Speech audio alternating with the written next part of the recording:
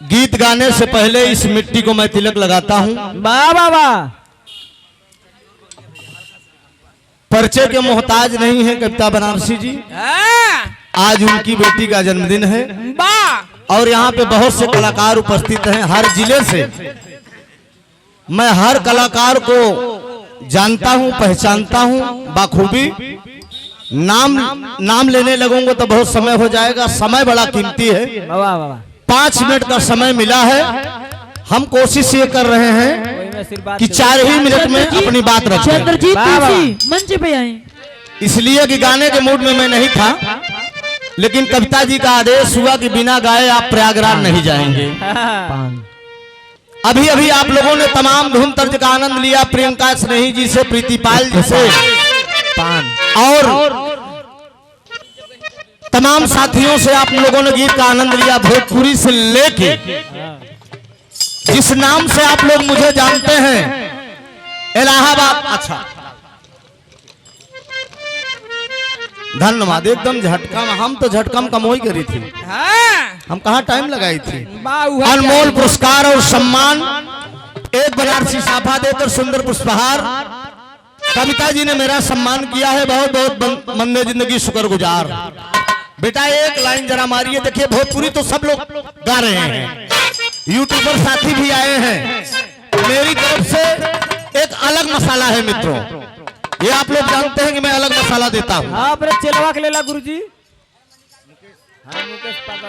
लगाइए नहीं तो बस।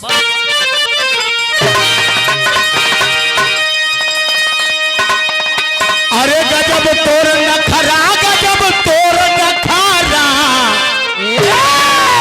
गजब तोर नखरा, गजब तोर नखरा, सावर गोरिया गजब तोर नखरा, सावर गोरिया गजब तोर नखरा, सावर गोरिया गजब तोर नखरा।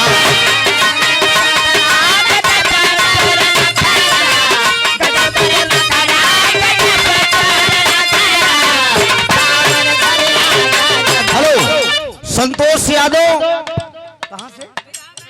बिरहा गायक कुरन से। अनमोल पुरस्कार भैया को धन्यवाद है। गोविंद पाल प्रयागराज, और इनके बाद मीनू हमारी बड़ी दीदी, फिर इनके बाद राहुल यादव जी। हम चाहते हैं कि आप लोग तैयार रहेंगे।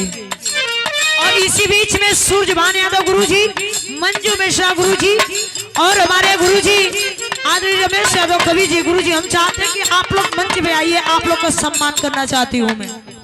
आप सब महान भाव मंच पे आए, तब गीत की प्रस्तुति हो रही है। यही जाड़ा का महीना के बाद बा करो दुल्हनी के दुल्हा परदेश बा, हो लौट के नहीं आए, लौट के नहीं आए, राजा परदेसिया लौट के नहीं आए, राजा परदेसिया लौट के नहीं आए।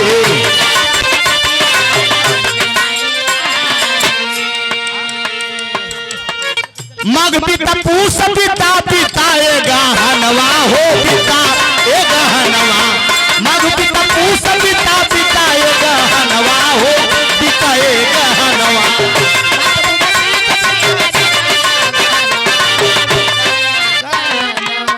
ना ही लौट के आए, ना ही लौट के आए हमरऊ सजनवा हो, हमरऊ सजनवा, ना ही लौट के आए हमरऊ सजनवा हो, हमरऊ सजना। जबरेलिया गरदा उड़ावई,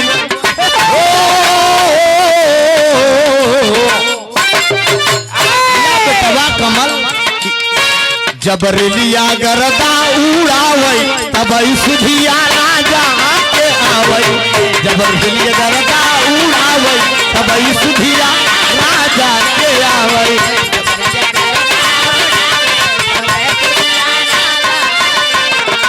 समय का अभाव है साथियों। अभी प्रमोद भाई ने गाया था एक सोहर, बधैया बाजे कविता घरे, बधैया बाजे कविता घरे। हेलो, ये बड़ी पुरान लाइन हमारे प्रयागराज के स्वर्गीय हफीज चंचल इस लाइन को गाया करते थे। उठाई गोरी घूंघटा हो उठाई गोरी घूंघटा दुनिया लूटा उठाई गोरी घूंघटा दुनिया लूटा उठाई गोरी घूंघटा दुनिया लूटा ब्रह्मा के लूटलियो विष्णु के लूटलियो ब्रह्मा के लूटलियो विष्णु के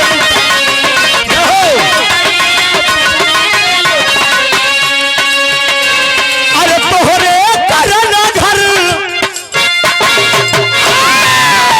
हाँ तोहरे करन घर नारद के छूटा उठाई गोरी घूंघटा दुनिया लूटा उठाई गोरी घूंघटा दुनिया लूटा उठाई गोरी